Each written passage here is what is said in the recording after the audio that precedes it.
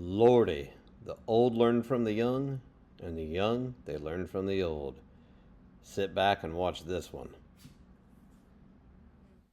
Hi, I'm Kylie. Hi, I'm Autumn. And you're watching Two Worlds Alchemy. Bam! Nailed it.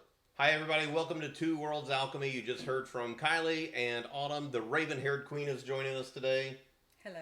Yes, and we are going to discuss what steps you take next to choose love. All right, so we're going to start this thing off by just asking simply, how did you two meet? So we met through Tinder. I saw Kylie's profile pop up one day, and saw her in a Spider-Man onesie and pictures in the snow. I'm sorry, a Spider-Man onesie? What? What was that from? Spider-Man. Senior year. Oh, senior year. All right, I get it. I was young once. All right, And continue. I was like, man, she's really pretty. I hope she lives close by. And then who reached out to who first? I think I did. Yeah. I said, Hey. how are you? You said currently crying over a word count. Yeah. What was the word? It was for an AP Lit and Comp class. Okay. Yeah, I had to have like 1,000 words or something.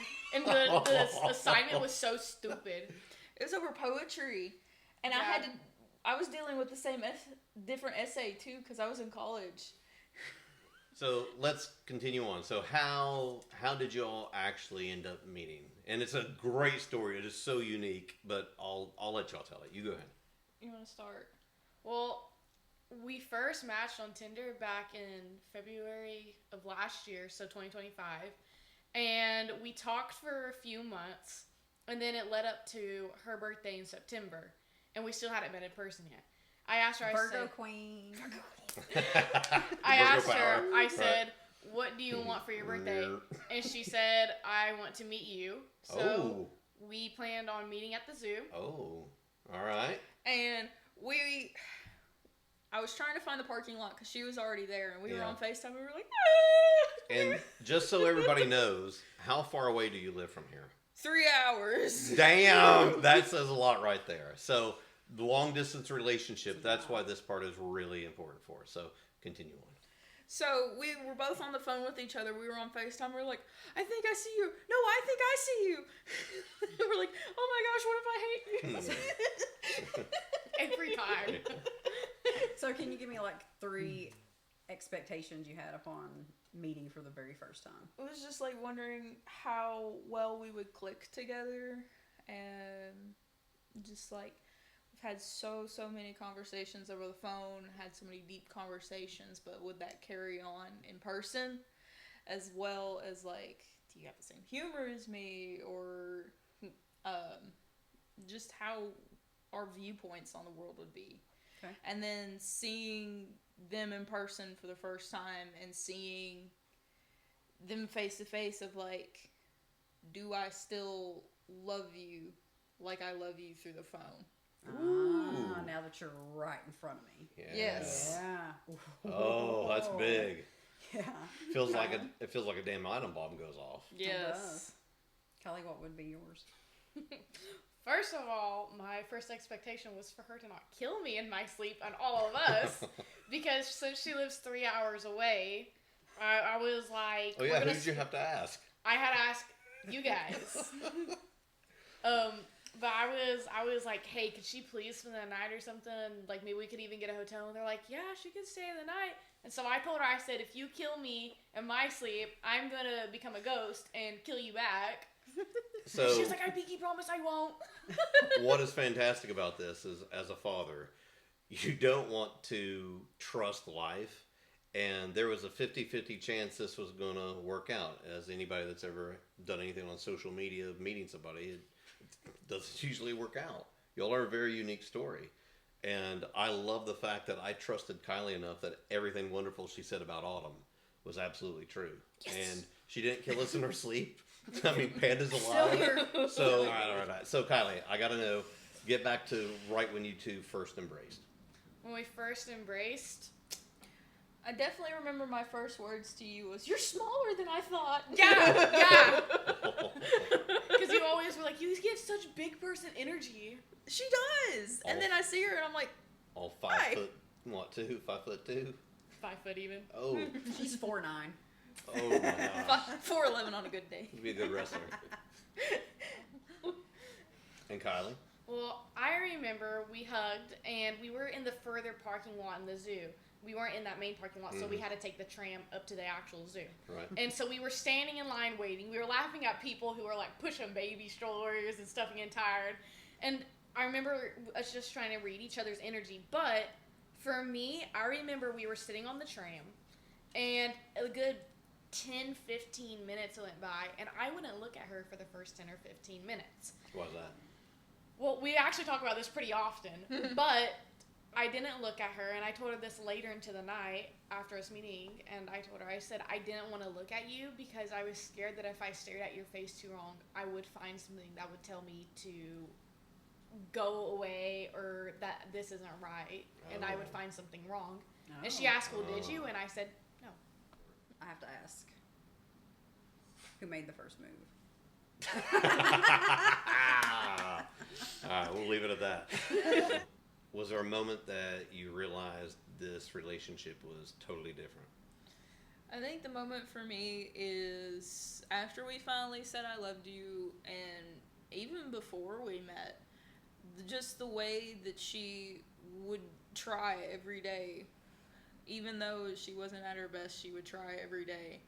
And it never made me question for a second whether I felt loved or appreciated or understood. Whereas in past relationships, I was so anxious of like, have I done something? Do they still love me? Right. Do they still like my personality? I've never questioned that once.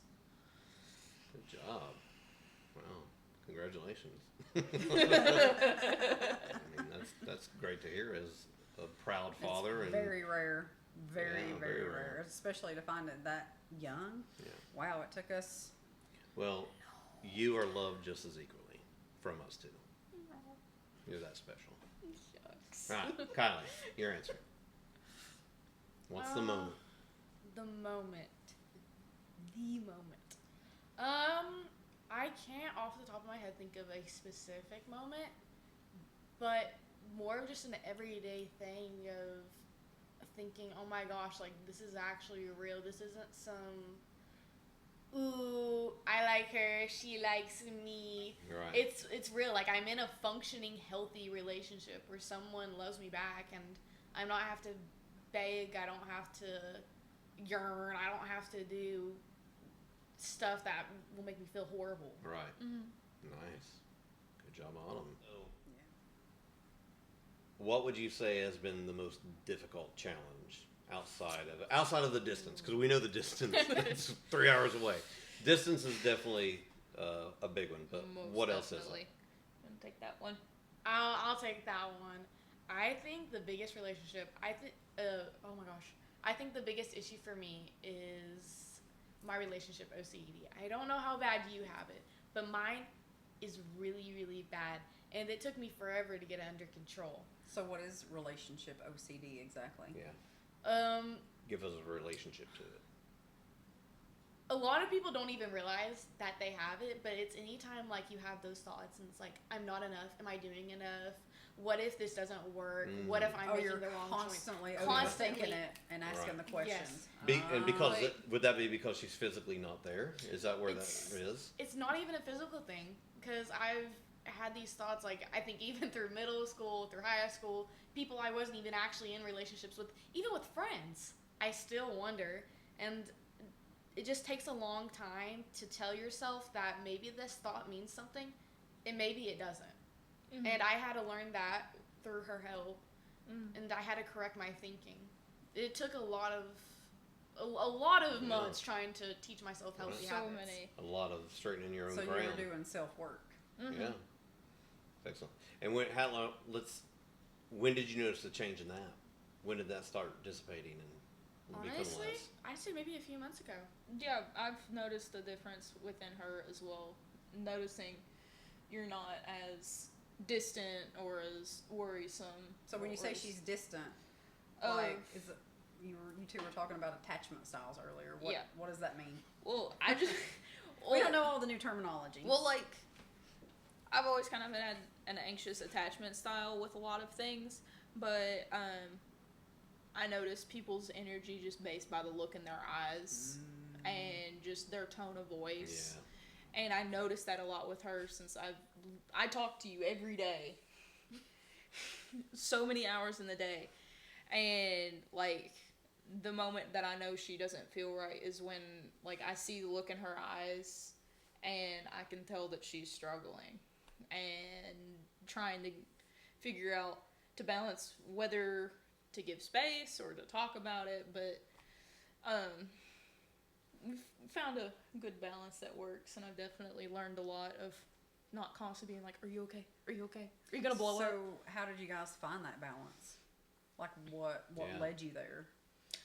Honestly, I think kind of exploring what our attachment styles are and just trying to seek advice online from other couples, because I am an avoidant attachment. I used to be an anxious attachment. And I don't know what happened, but over time I became an avoidant attachment, and basically you avoid the person you love the most. And it takes a long time to learn. Ouch. It takes a long time to learn yourself that I'm not avoiding you because I hate you. I'm avoiding you because I love you and I don't want to hurt myself or hurt you even more. And Man. I have a very anxious attachment style of constantly feeling, I think it might be relationship OCD, just not feeling like I'm being enough, I'm not being a good enough partner or supportive. Like, you always have to do more. Yes, like a savior complex, in a Gotcha. sense. And then the avoidant has to step in and say, you're doing enough. You're enough. Even if they're hurting on their own and they have those same thoughts, you guys have to tell each other that you are okay, you're enough, and you're safe with me. Yeah. Mm-hmm. Love language. How old are you? I'll be 21 in a month. How old are you? I'll be 20 this month. Okay. And look how much they've already figured Yeah. out. That's big. You should be You all really, both should be. really damn proud of yourself. Honestly, bravo. Right? Getting back, we're going to end it there with just a couple rapid fire questions.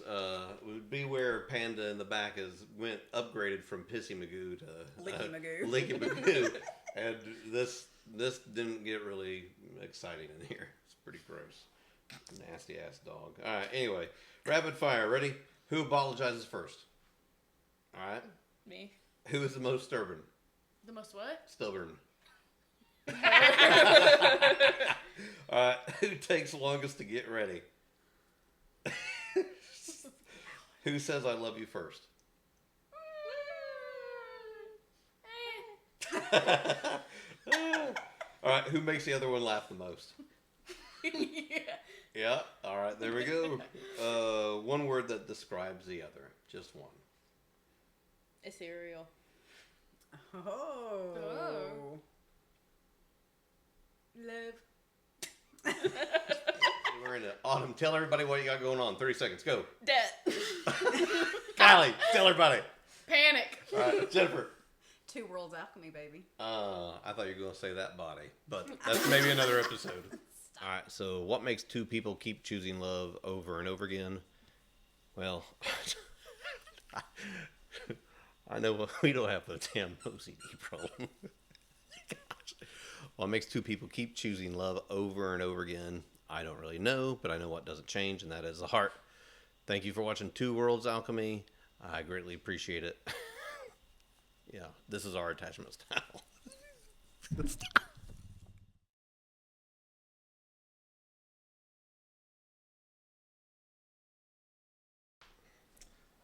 All right, everybody. So, what are you doing? So, as I'm going to conclude this, every generation wants to. What are you doing? Not now. I was trying to close this thing out. This bitch got me.